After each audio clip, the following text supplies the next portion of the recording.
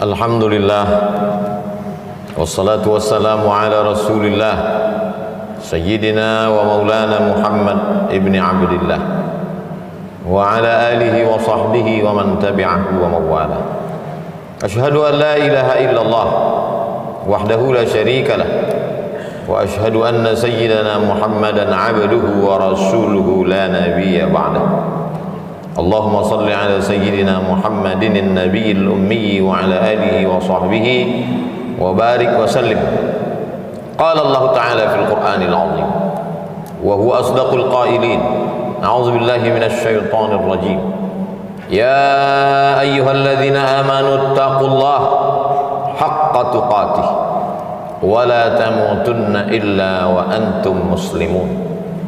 Wa qala ta'ala fi ayatin ukhra, يا أيها الذين آمنوا اتقوا الله وقولوا قولا سديدا يصلح لكم أعمالكم ويغفر لكم ذنوبكم ومن يطع الله ورسوله فقد فاز فوزا عظيما.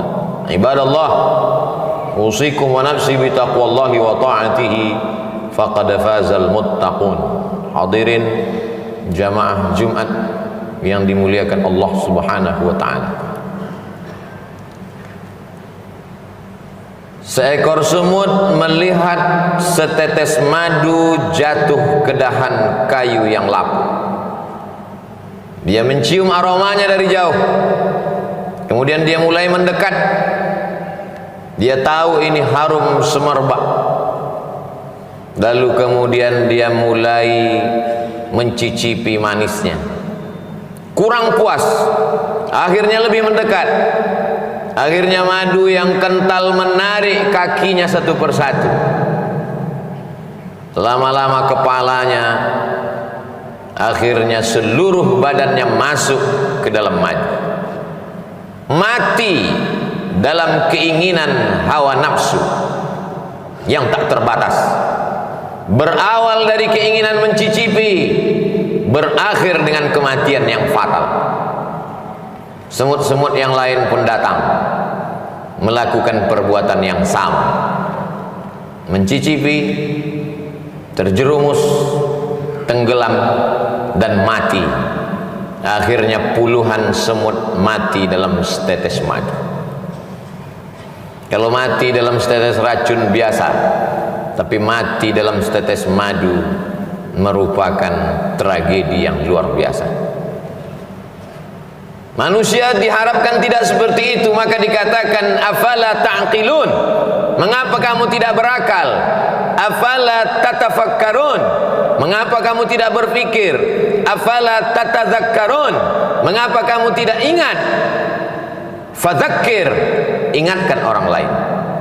Inna fa'ati dzikra, karena mengingatkan itu bermanfaat.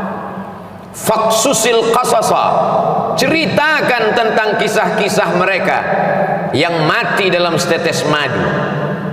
La'allahum yatafakkarun, mudah-mudahan mendengar kisah itu terbuka cakrawala berpikir mereka, sehingga tidak terjerumus dalam lubang yang sama.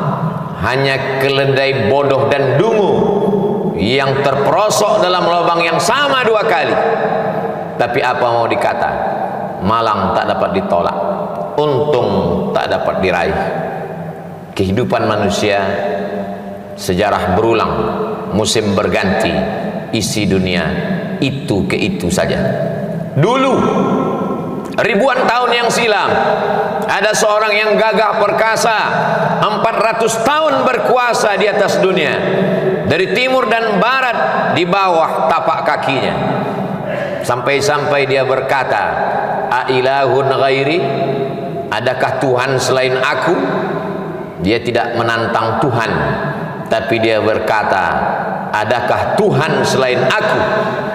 Allah menghinakan dia dengan cara yang paling hina. Tiba-tiba kepalanya sakit luar biasa karena seekor nyamuk masuk ke dalam lubang hidungnya. Dia pukulkan kepalanya ke dinding, ke tiang, sakitnya semakin parah. Akhirnya dia ambil palu godam, dia pukul kepalanya, sakit itu tidak hilang. nyawanya lah yang melayang. Akhirnya dia mati. Namrus namanya, Nebukadnezar kata mereka. Dia tertulis sebagai sejarah manusia yang mati dalam setetes madu kekuasaan. Hari berganti, musim berubah, perbuatan yang sama diikuti lagi dari belahan dunia. Afrika Utara, Mesir, negeri itu bernama, lagi-lagi menantang. Mana Tuhan?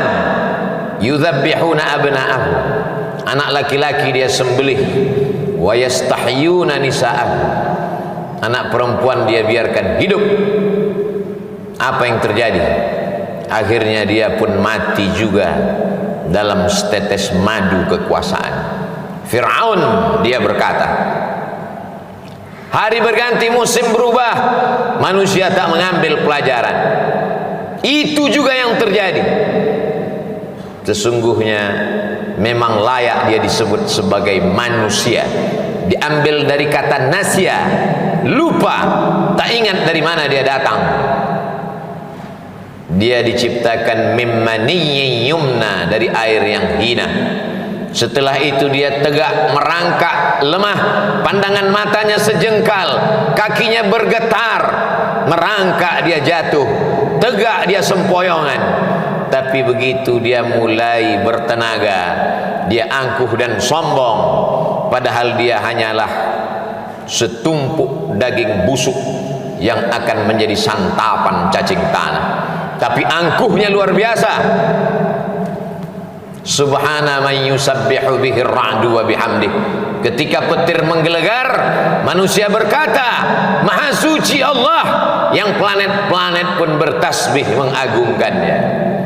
Malaikat, wa nahnu nusabbihu bihamdika wa nuqaddisu lak. Untuk apa kau ciptakan manusia ya Allah? Kami akan mengagungkanmu, kami akan memuliakanmu, kami akan mensucikanmu. Allah menjawab, inni a'lamu ma la ta'lamu. Aku tahu, kamu tak tahu. Biarlah ini menjadi rahasiaku. Makhluk itu pun diciptakan, makhluk yang amat sombong, angkuh dan luar biasa, padahal dia hanya kecil, tak punya apa-apa. Dia tegak berdiri, padahal terdiri dari tulang belulang, daging, lemak, sumsum, kuku, bulu, otak. Jantungnya berdetak karena kudrat dan iradat Allah. Nafasnya berhembus karena pinjaman paru-paru dari Allah. Dia bisa tegak berdiri karena otaknya stabil. Sedikit saja demam panas, dia langsung terbaring kaku. Tapi memang manusia angkuh dan sombong. Akhirnya dia berjalan menantang Allah Subhanahu wa ta'ala. Kalau memang Tuhan itu ada, mana dia? Kenapa dia tidak sanggup untuk membinasakan aku? Inna rahmati sabaqat ghadabi. Sesungguhnya kasih sayangku lebih mendahului murkaku. Azizun, Allah maha perkasa. Ghafur, tapi dia juga maha pengampun. Dibiarkannya makhluk yang sombong itu berjalan di atas muka buminya, menghirup udara miliknya, menghembuskan napas dengan paru-paru ciptaannya. Lillahi ma fis samawati wa ma fil ardh. Apa yang ada di langit, apa yang ada di bumi, milik Allah, semua dia pinjamkan. Tapi manusia yang angkuh, yang sombong, yang merasa diri besar, takabur, tak pernah sadar akan itu semua. Sampai akhirnya malaikat maut datang mencabut nyawa, ditarik, disentapkan dalam satu tarikan, seperti tebasan pedang di tempat yang sama beratus kali, seperti kambing yang dikuliti hidup-hidup, seperti mata kail pancing ditarik dari kulit yang basah, dengan wajah yang bermacam ragam, ekspresi kesakitan dan penuh penderitaan. Lalu kemudian rohnya keluar dari jasad. Semua malaikat-malaikat mencium bau busuk. Mereka bertanya, siapa dia? Dia adalah fulan, anak fulan, anak fulan. Ibunya menyesal melahirkannya, ayahnya menyesal menjadi ayahnya, datuk nenek moyangnya disebut namanya. Apa mau dikata? Penyesalan tak lagi bermakna. La tufattahu lahum abwabus sama', pintu-pintu langit tak dibukakan menerima rohnya, sampai Allah berkata, tuliskan dia menjadi penghuni sijjin, tempat orang-orang yang durhaka kepada Allah subhanahu wa ta'ala. Hidupnya singkat, baina sittina wa sab'in, antara 60 tahun 70 tahun, tapi penderitaannya luar biasa. Di alam barzakh 100 tahun, 1000 tahun, sampai malaikat meniupkan sangkakala. Lalu kemudian hari kiamat, barulah kemudian dia bangkit lepas dari azab kubur. An-naru yu'raduna 'alaiha ghuduwwan wa 'ashiyya. Azab neraka ditampakkan di depan biji matanya pagi, petang, siang dan malam. Itulah mengapa orang beriman diminta sebelum salam berkata, Allahumma inni a'udzubika min azabi jahannam wa min azabil qabr. Jauhkan aku dari azab neraka jahanam, jauhkan aku dari azab kubur. Penderitaan demi penderitaan terus datang silih berganti. Orang yang tak tahu berkata, kita antarkan dia ke tempat peristirahatan, padahal azab kubur, azab yang pertama, disusul dengan azab mahsyar, disusul dengan titian siratal mustaqim, puncaknya adalah neraka jahanam. Ketika dia dimasukkan, lalu kemudian malaikat bertanya kepada mereka, alam ya'tikum rusulun, apakah belum datang rasul? Sudah datang rasul, sudah datang wali-wali Allah, sudah datang pewaris para nabi, tapi kami tak pernah mau mendengar. Lau kunna nasma'u, andai kami mau mendengar, au naqilu, andai kami mau berpikir sedetik saja, pasti kami akan selamat. Fasuhqan li ashabis sa'ir. Apa mau dikata, tulisan sudah ditetapkan. Ketika mereka melihat neraka jahanam menyala, pekikan teriakan azab terdengar di ujung telinga, mereka pun berkata, Rabbana, ya Allah, absarna, biji mata kami sudah melihat azab, wa sami'na, telinga kami sudah mendengar azab, farji'na, kembalikan lagi kami ke dunia, na'mal salihah, kami ingin beramal saleh, inna muqinun, kami yakin seyakin-yakinnya. Tapi penyesalan, air mata darah menetes dari kelopak mata, tak dapat merubah keadaan. Itulah mengapa Allah subhanahu wa ta'ala masih mengingatkan laki-laki yang baligh berakal dalam keadaan sehat walafiat, telinganya wajib mendengar wasiat takwa dari khatib, usikum wa nafsi bitaqwallah, dengarkanlah, takutlah kepada Allah subhanahu wa ta'ala. Andai kaki pernah melangkah ke masjid, andai tangan pernah mengusap kepala anak yatim, andai akal pikiran pernah berpikir bagaimana menolong rumah Allah, bagaimana menolong agama Allah, bagaimana menolong yatim, fakir, miskin, du'afa, hamba Allah yang teraniaya, andai mata pernah menetes di tengah malam, ainani, dua biji mata, la yamassuhuman nar, yang tidak terkena jilatan api neraka, ainun bakat min khasyatillah, andai pernah terbangun di tengah malam lalu berkata, Rabbana zalamna anfusana wa illam taghfir lana wa tarhamna lanakunanna minal khasirin. Andai lidah pernah berkata subhanallah wa bihamdihi subhanallahil azim, andai lidah pernah berkata Allahumma salli ala sayyidina Muhammad wa ala ali sayyidina Muhammad, andai lidah pernah berkata afdaluz zikri fa'lam annahu la ilaha illallah, andai lidah pernah dipakai untuk mendengarkan tausiah, khutbah, nasihat, wa tawasaw bil haq, wa tawasaw bil haq, andai tenggorokan pernah dipakai untuk menyuarakan amar ma'ruf nahi mungkar, andai jabatan yang dititipkan di ujung jari telunjuk pernah dipakai untuk menolong agama Allah, tentulah hari itu dia akan menolong. Andai pernah dipakai untuk mewakafkan kitab Allah, Iqra'ul Quran, bacalah Al-Quran, fa innahu ya'ti yaumal qiyamah, dia akan datang pada hari kiamat, syafi'an li ashabi, memberikan syafaat pertolongan kepada orang-orang yang pernah membacanya, mewakafkannya, memberikan jabatannya, hartanya, kuasanya, suaranya, ilmunya untuk mencerahkan hamba Allah di atas muka bumi Allah, menolong agama Allah, tapi tak satu pun dari anggota tubuh itu dapat menolong. Maka dikatakan dalam doa Nabi, mat'na bi asma'ina wa absarina wa quwwatina, jadikan pendengaran kami, pandangan mata kami, tenaga yang kau titipkan pada tubuh kami menjadi nikmat. Jangan jadikan dia sebagai azab ya Allah. Sakit bukan azab, karena sakit boleh jadi menghapuskan segala silap salah dan dosa. Susah bukan azab, boleh jadi kesusahan membuat orang taubat, kembali ke pangkal jalan, mengenal Allah subhanahu wa ta'ala. Azab adalah ketika badan sehat tapi tidak ingat untuk beribadah. Azab adalah ketika harta banyak tapi tak pernah terpikir untuk menolong agama Allah. Azab adalah ketika kekuasaan ada di ujung tangan tapi tak pernah dipakai untuk menegakkan agama Allah. Itulah azab di atas azab, karena dia akan ditanya di soal latus'alunna yauma idzin 'anil na'im faman ya'mal mithqala dzarratin khairan yarah.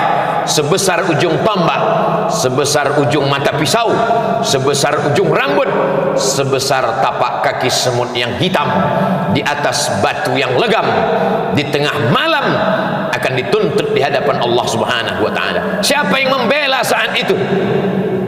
Yauma yafirrul mar'u min akhihi, saudara kandung pun akan lari, wa ummihi, ibu kandung, wa abi, ayah kandung, wa sahibatihi, istri lari dari suami, suami lari dari istri, wa bani, anak-anak dibesarkan, disekolahkan, dikandung 9 bulan 10 hari, disusukan 2 tahun, kaki jadi kepala, kepala menjadi kaki, untuk membesarkannya, untuk menyekolahkannya.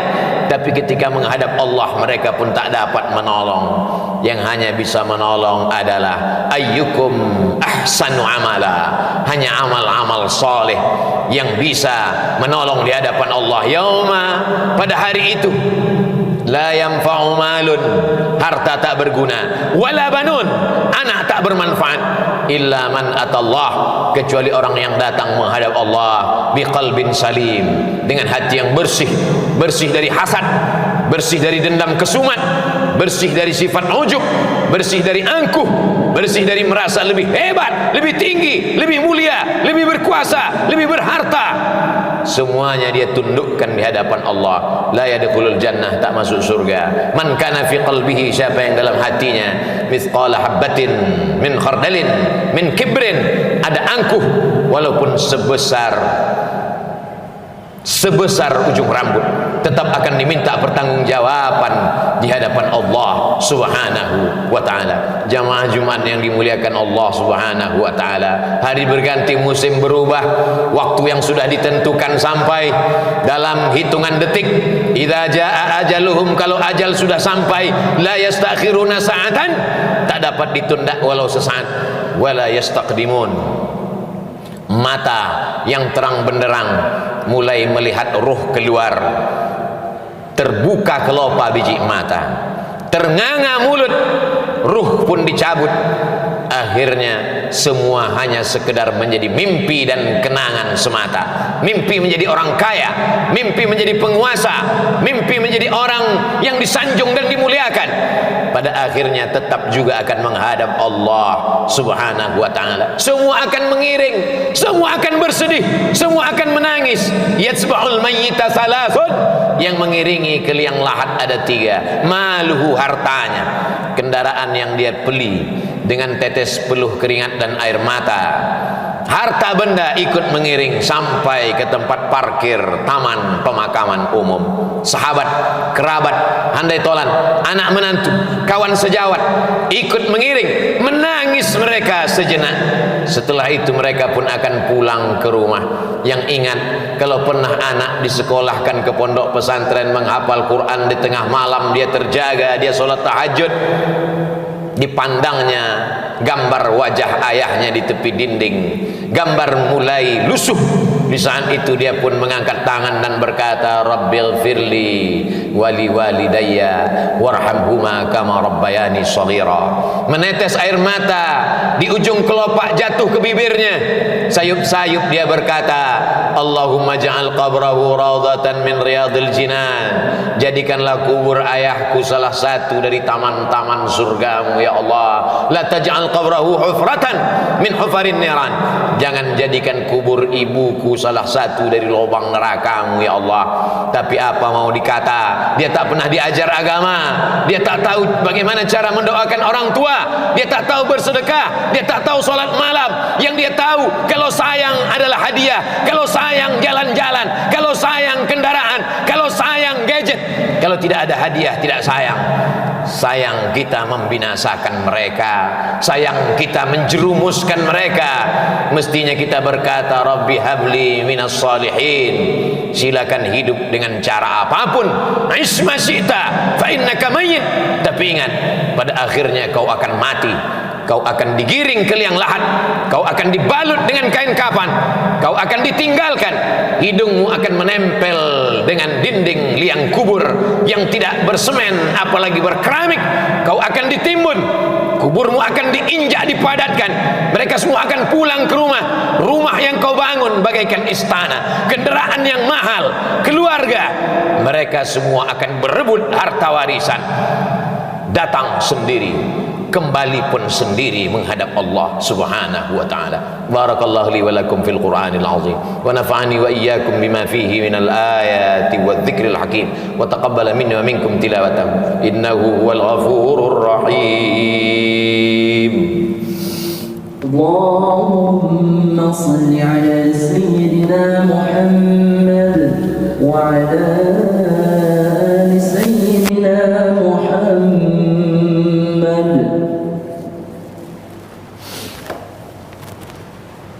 Alhamdulillah alladzi bi ni'matihi tatimmu shalihat. Wassalatu wassalamu ala sayyidis sadat wa ala alihi wa ashabihi ahli al-fadail wal karamat. Asyhadu an la ilaha illallah wahdahu la syarika lah wa asyhadu anna sayyidina Muhammadan 'abduhu wa rasuluhu wa safiyyuhu min khalqihi wa khaliluhu. Adda al-amanah wa ballagha ar-risalah wa nasaha lil ummah wa tarakana 'ala al-mahajjatil bayda lailuha kanahariha la yazighu anha illa halik. اللهم صل على سيدنا محمد النبي الأمي وعلى آله وصحبه وبارك وسلم. قال الله تبارك وتعالى في كتابه العزيز أعوذ بالله من الشيطان الرجيم بسم الله الرحمن الرحيم والعصر إن الإنسان لفي خسر إلا الذين آمنوا وعملوا الصالحات وتواصوا بالحق وتواصوا بالصبر. وقال تعالى في آية أخرى إن الله وملائكته يصلون على النبي يا أيها الذين آمنوا صلوا عليه وسلموا تسليما. اللهم اغفر للمسلمين والمسلمات والمؤمنين والمؤمنات الأحياء منهم والأموات برحمتك يا أرحم الراحمين. اللهم أعز الإسلام والمسلمين واخذل الكفرة والمشركين ودمر أعداءك أعداء الدين. اللهم انصر إخواننا المجاهدين المستضعفين في فلسطين وفي روهينيا وفي كل مكان من مشارق الأرض إلى مغاربها. اللهم ادفع عنا الغلاء والوباء والفحشاء والرباء والزنا والمنكر ما ظهر منها وما بطن من بلدنا هذا إندونيسيا خاصة ومن بلدان المسلمين عامة. عباد الله أوصيكم ونفسي بتقوى الله وطاعته فقد فاز المتقون. إن الله يأمر بالعدل والإحسان وإيتاء ذي القربى وينهى عن الفحشاء والمنكر والبغي يعظكم لعلكم تذكرون. فاذكروا الله العظيم يذكركم واسألوه من فضله يعطكم ولذكر الله أكبر والله يعلم ما تصنعون. أقم الصلاة.